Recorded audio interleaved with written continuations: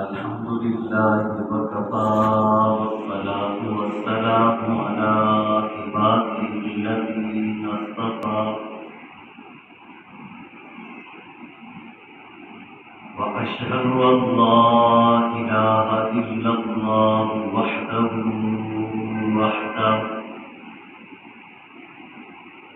أحدا واحدا صمدا لم يلد ولم يولد لا شريك له ولا نصير له ولا معين له ولا ند له ولا مثل له ولا مثال له ونشهد أن سيدنا وسندنا ونبينا وحبيبنا وحبيب ربنا وطبيبنا وخطيبنا وإمامنا ومرشدنا ومولانا محمدا عبده ورسوله أما بعد فأعوذ بالله من الشيطان الرجيم بسم الله الرحمن الرحيم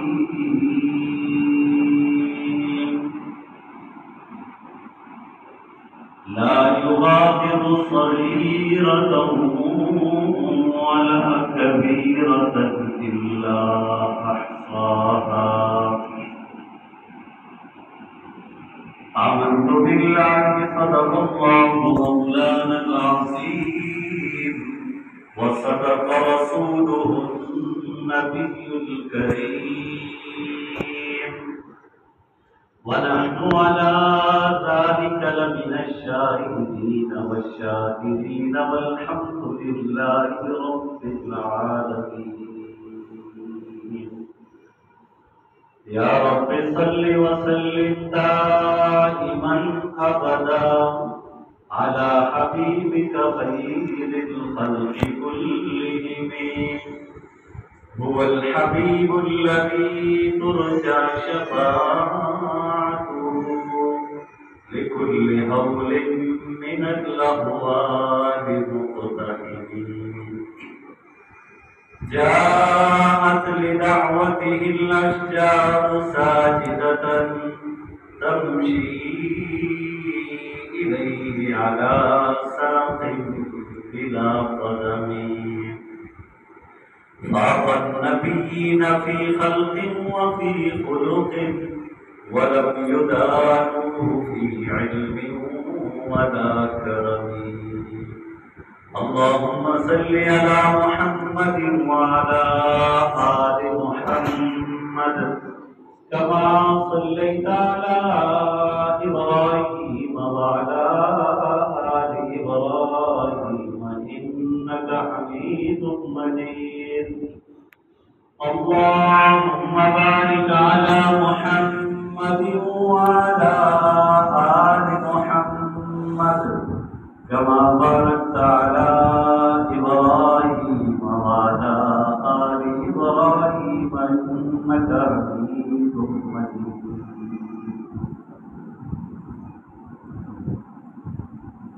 واجب الاحترام قابل التکریم میرے بزرگوں بھائی دوستوں، قرآن مجید فرقان حمید میں سے ایک آیت کریمہ آپ کے سامنے تلاوت کی۔ اللہ تعالیٰ کی بارگاہ میں دعا گو ہوں کہ حق کو سچ بیان کرنے اور اس کے بعد سب کو عمل کی توفیق نصیب فرمائے۔ گزشتہ جمعہ میں ماہ سفر المظفر کے متعلق چند معروضات آپ کے سامنے پیش کی تھی، جس کا خلاصہ یہ تھا کہ کسی دن اور کسی مہینے میں کسی قسم کی نحوست نہیں ہوتی، اگر کوئی نحوست ہمیں نظر آتی ہے تو وہ اپنی بدعمالیوں کی وجہ سے، وہ بدعمالیاں گناہوں کی صورت میں ہوں، نافرمانیوں کی صورت میں ہوں، اللہ تعالیٰ کے حکم کی خلاف ورزی کی صورت میں ہوں، تو وہ نحوست اپنی ذات کے اعتبار سے، اپنے ارد گرد ماحول کے اعتبار سے ہمیں نظر آتی ہے۔ اسی موضوع کی مزید تشریح کے لیے آج کے اس مختصر سے وقت میں گناہوں کے متعلق خواہ وہ صغیرہ ہوں کبیرہ ہوں، چند ضروری ہدایات، چند ضروری باتیں آپ کے گوشے گزار کروں گا۔ تمہیدی طور پر یہ بات یاد رکھیے گا کہ دنیا میں جتنے بھی مسلمان انسان آباد ہیں، پہلے تھے یا اب موجود ہیں یا آئندہ جتنے بھی ہوں گے، ان تمام انسانوں میں سب سے عظیم ہستیاں وہ پیغمبر ہوتی ہیں۔ انبیاء اور رسل اس دنیا کے اندر وہ عظیم ہستیاں ہیں جن کو اللہ تعالیٰ نے خاص طور پر چنا ہے، اور ان کے متعلق ہم مسلمانوں کا یہ عقیدہ ہے کہ انبیاء اور رسل ہر قسم کے گناہوں سے وہ معصوم عن الخطا ہیں، وہ پاک ہیں ہر قسم کے گناہوں سے۔ انبیاء علیہم الصلوات و تسلیمات وہ عظیم ہستیاں ہیں کہ اللہ تعالیٰ نے ان کے اندر گناہوں کا مادہ ہی نہیں رکھا، کہ وہ ہر قسم کے گناہوں سے پاک ہیں، معصوم ہیں۔ اور انبیاء کے بعد عظیم ہستیاں وہ صحابہ کرام رضوان اللہ تعالیٰ علیہم اجمعین ہیں، جو معصوم عن الخطا تو نہیں ہے کہ ان سے خطائیں بھی ہوئیں، ان سے لغزشات بھی ہوئے، لیکن فوراً اللہ تبارک و تعالیٰ نے ان کو توبے کی توفیق نصیب فرمائی، اور جہاں پر قرآن مجید اور احادیث مبارکہ کے اندر ان کی غلطیوں کا ذکر ہے تو وہاں پر ان کی فضیلت کا بھی بیان ہے کہ اللہ تعالیٰ نے ان کو اگرچہ معصوم عن الخطا نہیں بنایا، لیکن ان کو گناہوں سے محفوظ رکھا ہے۔ پھر صحابہ کرام رضوان اللہ تعالیٰ علیہم اجمعین کے بعد خواہ تابعین ہوں، تبع تابعین ہوں، اولیاء کرام ہوں، علماء ہوں، اتقیاء ہوں، صلحاء ہوں، مشائخ ہوں، مومنین ہوں، صالحین ہوں، مجاہدین ہوں، جتنے بھی لوگ ہیں وہ سارے کے سارے نہ گناہوں سے معصوم ہیں نہ محفوظ ہیں، گناہ ان کی زندگیوں میں سے ہوتے رہتے ہیں۔ اور بعض گناہ وہ ہیں جن کو گناہ کبیرہ کہا جاتا ہے، اور بعض گناہ وہ ہیں جن کو گناہ صغیرہ کہتے ہیں۔ گناہ کبیرہ کون سے ہیں اور گناہ صغیرہ کون سے ہیں اور ان کی علامات کیا ہیں؟ ہمیں کیسے پتہ چلے گا کہ یہ گناہ کبیرہ ہے اور یہ وہ گناہ ہے جن کو گناہ صغیرہ کہتے ہیں؟ حضرت سعید ابن المسیب رضی اللہ تعالیٰ عنہ نے عبداللہ ابن عباس رضی اللہ تعالیٰ عنہ سے پوچھا کہ آپ ہمیں بتلا دیجئے، فرما دیجئے، واضح کر دیجئے کہ کون سے گناہ کبیرہ ہیں اور کون سے گناہ صغیرہ ہیں۔ تو انہوں نے بڑا عجیب جواب دیا ہے، اور اس جواب کے اوپر غور کرنے کی بھی ضرورت ہے، سمجھنے کی بھی ضرورت ہے، یاد رکھنے کی بھی ضرورت ہے۔ انہوں نے فرمایا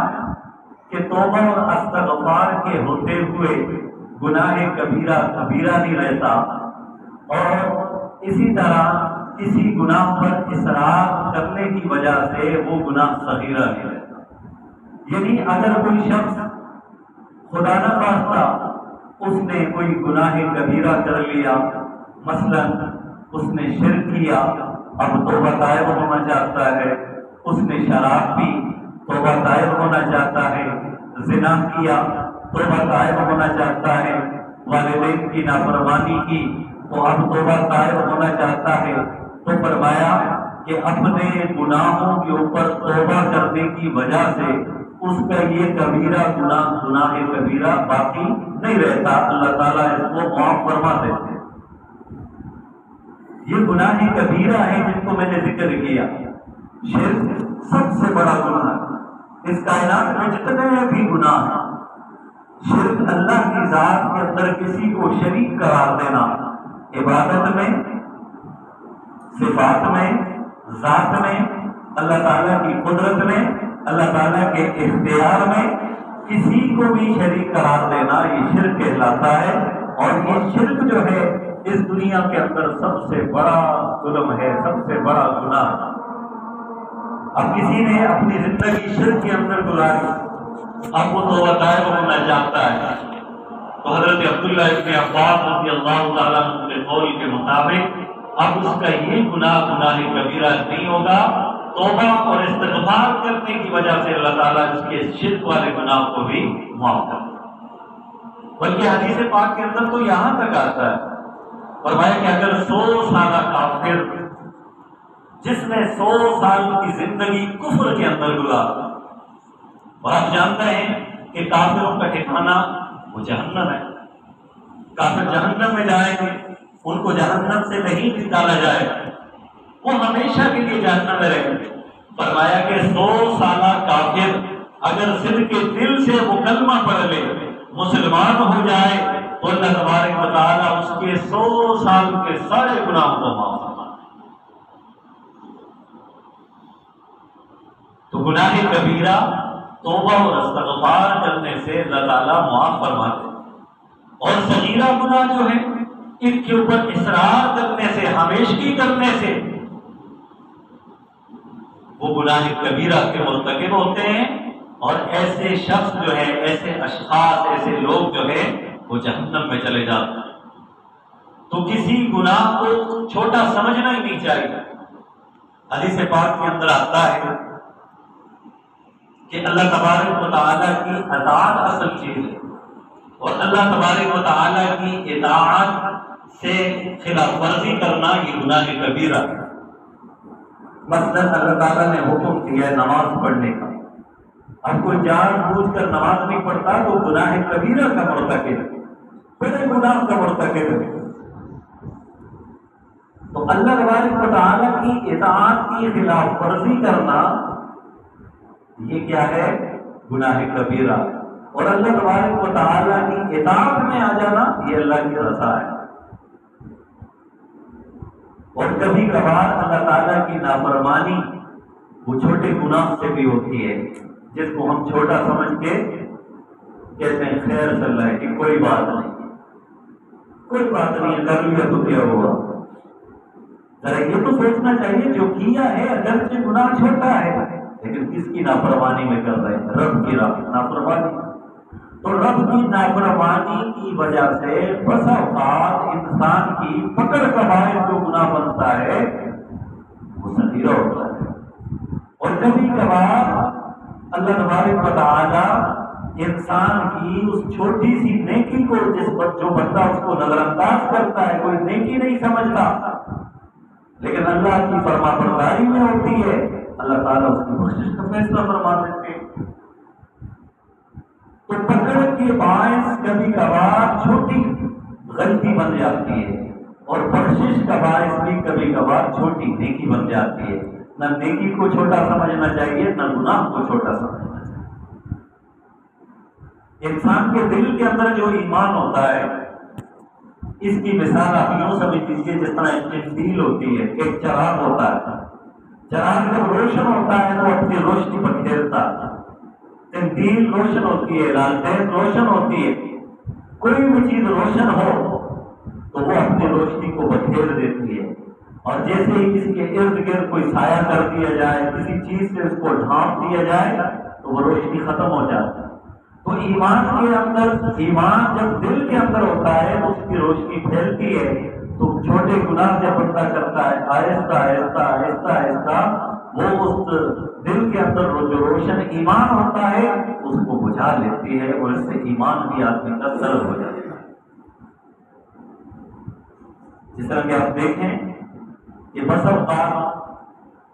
یہ بات سمجھ لیں کہ بسا اوقات انسان سے بڑی غلطیاں ہو جاتی ہیں لیکن وہ قابل مواخذہ نہیں ہوتی، اللہ معاف کر دے، اور بسا اوقات انسان سے چھوٹی غلطی ہو جاتی ہے جو اس کی پکڑ کا باعث بن جاتا ہے۔ اس کی مثال آپ یوں سمجھ لیجیے کہ کھلا میدان ہو، اس کھلے میدان کے اندر ایک ٹرک لکڑیوں کا بھرا ہوا ہو، آپ اس کو آگ لگائیں تو کسی قسم کا نقصان نہیں ہوتا ہے، اور بسا اوقات ایک ماچس کی تیلی کسی چیز کو لگا دیں، ایک گھر کے اندر لگ جائے، ایک مارکیٹ کے اندر لگ جائے تو اس ایک ماچس کی تیلی کی وجہ سے پوری مارکیٹ جل کر خاکستر ہو جاتی ہے، تو لاکھوں کا اربوں کا کروڑوں کا نقصان ہو جاتا ہے۔ اسی طرح بعض گناہ ایسے ہوتے ہیں جو انسان کرتا ہے لیکن اللہ تعالیٰ اسے معاف کر دیتے ہیں، لیکن بسا اوقات انسان گناہ کرتا ہے، اس گناہ کو گناہ ہی نہیں سمجھتا، اس کی وجہ سے اس کی ساری نیکیاں بھی جل جاتی ہیں، ساری اچھائیاں بھی جل جاتی ہیں، پھر اللہ کی پکڑ کا، اللہ کے عذاب کا باعث بن جاتا ہے، اس کا عمل باعث بن جاتا ہے۔ تو ہم اپنے گناہوں کی وجہ سے اللہ کی پکڑ میں آتے ہیں، اور اللہ کی پکڑ ایسی ہوتی ہے جس سے انسان بھاگ نہیں سکتا۔ اللہ کی پکڑ کی مختلف صورتیں ہوتی ہیں، کبھی اللہ تعالیٰ ایسی بیماری کے اندر مبتلا کر دیتا ہے کہ اس کا کوئی علاج ہی نہیں ہوتا، کبھی کبھار انسان کے حالات ایسے بن جاتے ہیں کہ اس کی زندگی کیا زندگی ہوتی ہے، وہ جی رہا ہوتا ہے لیکن مرنے کی تمنا کر رہا ہوتا ہے، تو یہ اللہ تعالیٰ کی پکڑ اور عذاب کی صورت ہوتی ہے کہ انسان غافل نہ ہو کہ پتہ نہیں کون سی میری غلطی ہے جس سے اللہ تبارک و تعالیٰ کا عذاب مجھ پر متوجہ ہوا ہے۔ اور یہ بھی یاد رکھے جب انسان کا مقام بلند ہوتا ہے نا، مرتبہ بلند ہوتا ہے، تو اس کی غلطی ہی اتنی بڑی متصور کی جاتی ہے، جس سے انسان کو چاہت ہوتی ہے، پیار ہوتا ہے، محبت ہوتی ہے، اس کی چھوٹی سی غلطی بھی بڑی لگتی ہے۔ بیٹا چھوٹی سی بات والد کو کر لے تو والد کو برا لگتا ہے، بڑے بھائی سے کوئی چھوٹی سی بات کر لے تو اسے برا لگتا ہے، کیوں؟ اس سے پیار کرتا ہے، محبت کرتا ہے، تو اس کی چھوٹی سی بات بھی بڑی معلوم ہوتی ہے۔ تو اللہ تعالیٰ بھی اپنے بندوں سے محبت کرتے ہیں، اللہ تعالیٰ اپنے بندوں سے محبت کرتے ہیں، اسی وجہ سے تو انسانوں کو سب سے افضل بنایا ہے، سب سے اکرم بنایا ہے، سب سے اشرف بنایا ہے۔ تو جب بندہ اللہ کی نافرمانی کرتا ہے اور وہ چھوٹی سی نافرمانی ہو جس کو یہ نظر انداز کر دیتا ہے تو اس کی پکڑ کا باعث بن جاتا ہے اور اللہ تعالیٰ اس سے ناراض ہو جاتا ہے، اور اللہ جس سے ناراض ہو جائے نا، جگ والے سارے بھی راضی ہو جائیں تو اس کا کچھ بھی بننے والا نہیں، اور اللہ راضی ہو جائے پوری دنیا کے سارے انسان کے دشمن بن جائے، اس کی دشمنی بھی کوئی دشمنی نہیں ہوتی کیونکہ رب اس سے راضی۔ تو اللہ تعالیٰ کو انسان کے اندر جو گناہ ہوتے ہیں اور اس انسان کے جو گناہ ہوتے ہیں اس کے اندر 4 قسم کی خصلتیں ہوتی ہیں، تو اللہ تعالیٰ کو بڑی ناپسند ہوتی ہیں، اور یہ عذاب اور پکڑ کا باعث بنتی ہے۔ وہ 4 چیزیں کیا ہیں؟ اور سے سننے والی بات، پہلی چیز تو یہ ہے گناہ کو حقیر سمجھ کے کرنا، یہ اللہ کی پکڑ کا سبب بنتا، اس کو حقیر سمجھنا، چھوٹا موٹا گناہ سمجھ کے کر لیں تو یہ اللہ کی پکڑ کا باعث بنتا ہے۔ اور یہ چھوٹے گناہ کون سے ہیں جس کو ہم نظر انداز کر دیتے ہیں؟ یہاں تک علماء فقہا فرماتے ہیں کہ آپ کسی دکان پر جاتے ہیں، ریڑھی پر جاتے ہیں کوئی پھل خریدنے کے لیے، اور وہاں پر مثلاً انگور کا دانہ ہے، سیب کا دانہ ہے، یہ کوئی بھی چیز ہے، آپ اس کو خریدنا چاہتے ہیں، خریدنے سے پہلے بغیر اجازت کے وہاں سے ایک دانہ کھاتے ہیں، اس کو گناہ بھی عام طور پہ نہیں سمجھا جاتا، وہ کھا لیتے بغیر، ہاں اس نے اجازت دی کہ آپ ایک دانہ چکھ لیں، تو وہ جو آپ کھائیں گے تو اس کا کوئی گناہ نہیں، کوئی مواخذہ نہیں، کوئی پکڑ نہیں، لیکن اس گناہ کو کوئی گناہ سمجھا ہی نہیں جاتا، حقیر سمجھا جاتا ہے، تو یہ انسان کی پکڑ کا باعث بن جاتا ہے۔ کوئی چیز کھا لی بغیر اجازت،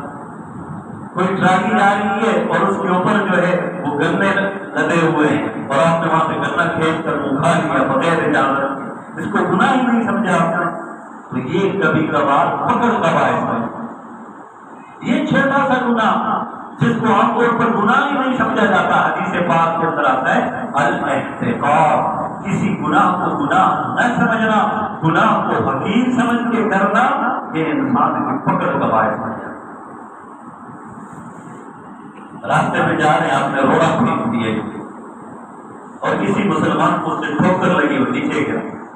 آپ نے اس روڑے کو یوں پھینک دیا، کانٹے دار لکڑی کو پھینک دیا، کوئی کسی فروٹ کے چھلکے کو پھینک دیا جو کسی کی تکلیف کا باعث بنتا ہے، اور عام طور پہ اس گناہ کو گناہ نہیں سمجھا جاتا، تو یہ پکڑ کا باعث بنتا ہے۔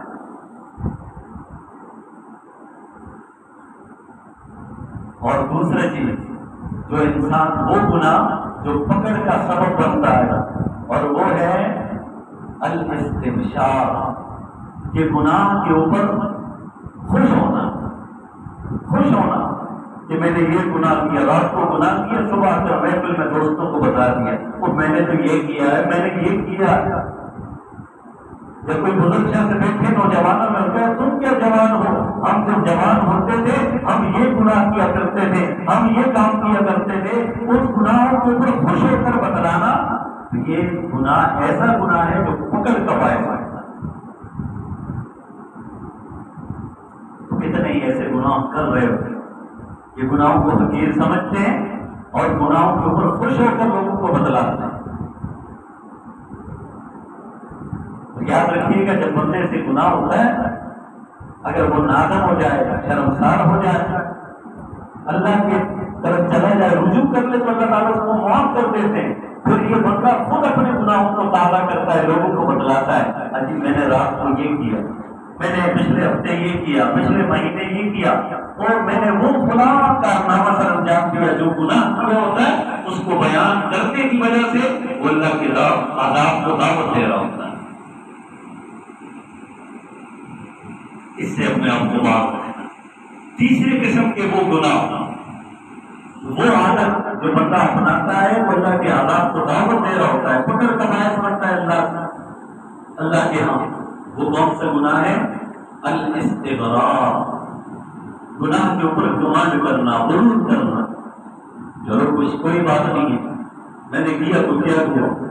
کر لیا، ہو گیا تو ہو گیا، بھائی ہو گیا تو معافی مانگ، ہو گیا تو توبہ کر، ہو گیا تو استغفار کر، عاجزی پیش کر، رب کے سامنے رو، گر گرا، اللہ معاف کر دیں گے۔ لیکن غرور اور تکبر اختیار کرنا، مثلا کسی کے ساتھ زیادتی کر لی، معاملہ کیا، اب لوگوں نے بتلا دیا یار زیادتی کا معاملہ کہا، اچھا کیا میں نے، جو کیا صحیح کیا، کوئی ہے جو مجھے روک سکے، کوئی ہے جو مجھے ٹوک سکے، کوئی ہے جو مجھ سے بدلہ لے سکے، جا جو مرضی ہے کر لے۔ یہ گناہ کے اوپر تکبر ہے، گناہ کے اوپر غرور کرنا ہے۔ اور یاد رکھیے گا، ایک ذات ہے جو پکڑنے والی ہے، ایک ذات ہے جو روکنے والی ہے، ٹوکنے والی ہے، ایک ذات ہے جو انسان کو دانت لگائے بیٹھی ہوئی ہے۔ ان ربک لبالمرصاد، تیرا رب تجھے دانت لگائے بیٹھا ہے۔ ان بطش ربک لشدید، تیرے رب کی پکڑ بڑی سخت ہے، تو بھاگ نہیں سکتا، تو اس کی پکڑ کو روک نہیں سکتا۔ تو تیسری قسم کا وہ گناہ ہے جو انسان گناہ کرنے کے بعد اس کے اوپر غرور اور تکبر اختیار کر لے، تو یہ اللہ کے عذاب کو دعوت ہوتا ہے۔ تو تین طرح کے گناہ، ایک گناہ کو حقیر سمجھنا، اور دوسرا جو ہے گناہ کے اوپر خوش ہونا، اور تیسرا یہ ہے کہ گناہ کر کے اس کے اوپر گھمنڈی بن جانا، غرور اور تکبر اختیار کرنا، یہ اللہ کی عذاب کو اپنی طرف متوجہ کرتا ہے۔ اور چوتھے قسم کا گناہ ہے گناہ کے اوپر اصرار کرنا، بار بار کرنا۔ انسان سے غلطی ہو جائے ایک مرتبہ، اسے چاہیے کہ رجوع کر لے رب کی ذات، کہ اللہ مجھ سے ہو گیا، میں نادم ہوں، میں شرمسار ہوں۔ تو جیسے میں نے پہلے عرض کیا، پیغمبروں کی ذات جو ہے گناہوں سے پاک، اور صحابہ کرام کی ذات جو ہے وہ اگرچہ معصوم نہیں ہے لیکن محفوظ ہیں، اور ان کے بعد جتنے بھی لوگ ہیں ان سے گناہ ہوتے رہے، گناہ ہو جائے فوراً رب کی بارگاہ میں گر گرائے، جھک جائے، پیشانی کو جھکائے، کہے کہ ربا نہیں کرنا چاہیے تھا، کہ اللہ مجھ سے غلطی ہو گئی ہے، اب میں آئندہ کے لیے نہیں کروں گا، کہ اللہ مجھے معاف کر دے، تو اللہ اسے معاف کر دیں گے۔ لیکن وہ گناہ کرتا ہے تو اللہ اسے مہلت دیتا ہے، کہتے ہیں مجھے تو کوئی پکڑنے والا ہی نہیں ہے، مجھے تو کوئی روکنے والا ہی نہیں ہے، لہٰذا وہ پھر گناہ کرتا ہے، اس کے بعد پھر گناہ کرتا ہے، تو گناہ کے اوپر اصرار کرنے کی وجہ سے یہ اللہ کے عذاب کو اپنی طرف متوجہ کرتا ہے۔ تو ذرا غور و فکر کریں، ہم میں سے ہر ایک آدمی کو اپنا پتہ ہے، ہمارے اندر کیا ہے وہ ہمیں پتہ ہے، رب کو پتہ ہے یا ہمیں پتہ ہے، بندوں کو نہیں پتہ۔ اگر سارے بندوں کو پتہ چل جائے تو ہم گناہگار سے دیکھنے کو جی بھی نہ چاہے، یہ تو اللہ نے پردہ ڈالا ہوا ہے نا، تو نہ گناہوں کو حقیر سمجھیں اور نہ گناہوں پر خوش ہوں، اور نہ گناہوں کے اوپر غرور کریں، اور نہ گناہوں کو ہمیشہ کے لیے کریں، کیونکہ یہ اللہ کے عذاب اور پکڑ کا باعث ہوتا ہے۔ آج دیکھیے نا، پوری دنیا کے اندر سب سے زیادہ مظلوم، سب سے زیادہ محکوم، سب سے زیادہ وہ گرے ہوئے وہ آپ کو اہل ایمان نظر آئیں گے، اسلام مسلمان نظر آئیں گے۔ اس کی وجہ کیا ہے؟ گناہ کر، جیسے میں نے پہلے کہا، جس سے زیادہ محبت ہوتی ہے اس سے ناراضگی بھی ہوتی ہے، اور جس سے محبت ہوتی ہے چلو خیر ہے، کوئی بات نہیں، میرے اس سے کوئی سروکار، تو جو مرضی ہے کر لے، جا کر تجھے اجازت۔ لیکن جس سے محبت ہوتی ہے نا تو آدمی اس کو ٹوکتا بھی ہے، روکتا اور اسے بتلاتا بھی ہے، اس سے ناراض بھی ہوتا ہے۔ تو رب العالمین آج اہل ایمان سے ناراض، اہل اسلام سے ناراض کہ مسلمانوں تم تو رب کو ایک مانتے ہو، تم تو قرآن کو ماننے والے ہو، نبی کے ماننے والے ہو، قبر و حشر کو ماننے والے ہو، عذاب جہنم کو ماننے والے ہو، ساری چیزوں کے ماننے کے باوجود تم گناہوں کو حقیر سمجھتے ہو، پھر اللہ کی پکڑ اور کیسے آتے ہیں پتہ بھی نہیں چلتا بندے کو۔ ایک ہفتہ پہلے بندہ سوچ رہا ہوتا ہے کہ میں یہ کر دوں گا، میں وہ کر دوں گا۔ کتنی ہمارے ملک کے حالات آپ کے سامنے، ملک کی حالات آپ کے سامنے، ایک طرف سیلاب کا عذاب ہے، ایک طرف مہنگائی کا عذاب ہے، ایک طرف جابر ظالم حکمرانوں کا عذاب ہے، اور ایک طرف بیماریوں کا عذاب ہے۔ یہ کئی نوع، کئی انواع کا جو عذاب ہے، کئی قسم کا جو عذاب ہے وہ ہماری طرف متوجہ ہو رہا ہے، اور اس کے اسباب پر کہتے ہیں میں تو نماز پڑھتا ہوں، ہم تو صدقہ بھی کرتے ہیں، اور ذرا ان باتوں کے اوپر بھی غور کیا جائے نا، یہ اللہ کے عذاب کیوں ہماری طرف آتے ہیں؟ اگر ہمارے اندر یہ موجود ہیں تو توبہ طائب ہوں، اور آئندہ کبھی بھی جو ہے ایسی خصلتیں نہ اپنائیں جو اللہ کے عذاب کو بلانے والے ہوتی ہیں۔ تو کوئی بھی گناہ اس کو حقیر نہیں سمجھنا چاہیے، وہ پکڑ کا باعث بنتا ہے، اور کسی بھی نیکی کو نیکی چھوٹی نہیں سمجھنا چاہیے، کیونکہ بسا اوقات وہ انسان کی بخشش کا باعث بن جاتا ہے۔ اور ایسے کئی واقعات موجود ہیں۔ حضرت زبیدہ رحمہ اللہ بہت بڑی ولیہ تھی، اللہ عبادت گزار تھی، تہجد گزار تھا، خدمت خلق کا جذبہ ان کے اندر موجود تھا، جنہوں نے حجاج کرام کے لیے نہر زبیدہ کھدوائی۔ یہ حجاج کرام کو پتہ ہے، انہوں نے جا کر وہ آثار دیکھے ہوں، جو انہوں نے پتہ نہیں کہاں سے لے کر کہاں تک نہر زبیدہ کو کھدوایا، اور سارا پیسہ اس کے اوپر لگایا حجاج کرام کی خدمت کے لیے۔ جب وہ فوت ہوئی تو کسی کے خواب میں آئی، کسی نے پوچھا کہ زبیدہ تیری بخشش ہوگی؟ کہاں ہوگی؟ کہا کیسے نہیں ہونی تھی، آپ نے اتنا بڑا جو کارنامہ سر انجام دیا۔ کہا اس وجہ سے میری بخشش نہیں ہوئی۔ کس وجہ سے بخشش ہوئی؟ کہا اس وجہ سے ایک مرتبہ میں بیٹھی ہوئی تھی صحن کے اندر بیٹھی ہوئی تھی، ادھر سے مسجد سے مؤذن نے اللہ اکبر کی ثنا بلند کی، اور میرے سر کے اوپر دوپٹہ نہیں تھا، فوراً میں نے اپنے سر کے اوپر دوپٹہ لیا، اللہ تعالیٰ کو میری یہ ادا پسند آئی، اللہ نے میری کوشش کر دی۔ دیکھیں اس نیکی کو ہم نیکی سمجھتے ہیں، تو یہی نیکی انسان کی بخشش کا باعث ہے۔ وہ بخاری شریف کے اندر روایت ہے فرمایا کہ ایک بدکار عورت تھی جس کی ساری زندگی گناہوں کے اندر گزری ہے، صرف ایک پیاسے کتے کو پانی پلانے کی وجہ سے اللہ نے اس کی بخشش کر دی۔ ایک پیاسے کتے کو پانی پلانے کی وجہ سے اس کی بخشش ہو گئی، اس کے سارے گناہوں کو اللہ نے معاف کر دیا۔ دیکھیے نیکی کو حقیر نہیں سمجھنا اور برائی کو بھی حقیر نہیں سمجھنا چاہیے۔ جیسے بخاری شریف کے اندر ہی روایت موجود ہے، ایک واقعہ نقل کیا گیا ہے، امام بخاری رحمۃ اللہ علیہ نے اس کو نقل کیا ہے۔ فرمایا کہ ایک عورت تھی، بڑی نیک تھی اور بڑی ہی نیک تھی، فارسا قسم کی خاتون تھی، لیکن ایک بلی کو بھوکا بند کرنے کی وجہ سے اس کو کمرے کے اندر بند کر دیا، جس کی وجہ سے اس کی موت واقع ہوگی۔ اللہ تبارک و تعالیٰ نے اسی برائی کی وجہ سے اس کو پکڑ لیا۔ کسی گناہ کو گناہ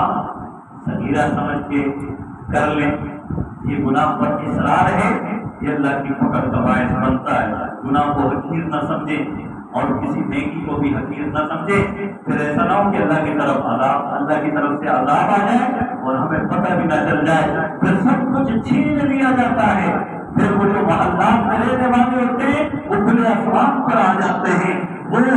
جو اپنے گھر کے اندر اپنے بستر کے اوپر ایک چھوٹے سے ذرے کو برداشت نہیں کر رہے ہوتے، پھر اس سے یہ سب کچھ ایسے چھین لیا جاتا ہے، پھر وہ کنکریوں کے اوپر رہتے ہیں، پھر وہ پانی والی جگہ کے اوپر رہتے ہیں اور ان سے ان کے سر کا سائبان بھی چھین لیا جاتا ہے۔ تو اسی لیے عزیزان گرامی، جو میں نے عنوان جس کا انتخاب کیا تھا وہ گناہ صغیرہ اور کبیرہ، اور اس کی تھوڑی سی تفصیل آپ کے سامنے میں نے بیان کر دی ہے، اور خصوصیت کے ساتھ یاد رکھنے والی باتیں وہ جو 4 باتیں ان کو ہم یاد رکھیں تو انشاءاللہ اللہ کی نافرمانی سے بھی بچ جائیں گے، اللہ کی پکڑ سے بھی بچ جائیں گے۔ وہ 4 چیزوں کو پھر میں خلاصہ آخر میں ذکر کر کے بات کو ختم کرتا ہوں۔ وہ 4 چیزیں، نمبر 1 گناہ کو حقیر سمجھنا، یہ اللہ کے عذاب کو متوجہ کرتا ہے، گناہ کو حقیر سمجھ کے کرتا ہے۔ اور دوسرا یہ ہے گناہ کرنے کے بعد اس پر خوش ہونا، میں نے بڑا کارنامہ سر انجام دیا ہے، تو یہ ایسا گناہ ہے، یہ ایسی عادت ہے جو اللہ کے عذاب کو اپنی طرف متوجہ کرتی ہے۔ اور تیسرا یہ ہے کہ اس گناہوں کے اوپر غرور اور تکبر کرنا، پکڑنا کہ جو کہ اچھا کیا میں، کوئی ہے مجھے روکنے والا ٹوکنے والا، یہ اللہ کے عذاب کو اپنی طرف متوجہ کرتا ہے۔ اور چوتھی قسم کی جو عادت ہے وہ گناہ کے اوپر اصرار کرنا۔ تو عزیزان گرامی، ان باتوں کے اوپر ہم غور کریں اور ان سے بچنے کی کوشش کریں، کہیں اللہ کی پکڑ، کہیں اللہ کے عذاب، کہیں اللہ کی گرفت کے اندر ہم نہ آ جائیں، پھر وہاں پر نہ کوئی روک سکتا ہے نہ کوئی چھڑا سکتا ہے، اللہ کی پکڑ ہی ایسی ہوتی ہے۔ اللہ تعالیٰ ہم سب کو، ہمارے آل اولاد کو اپنی پکڑ سے، اپنے غضب سے، اپنے عذاب سے، اپنی گرفت سے جو ہے وہ محفوظ فرمائے۔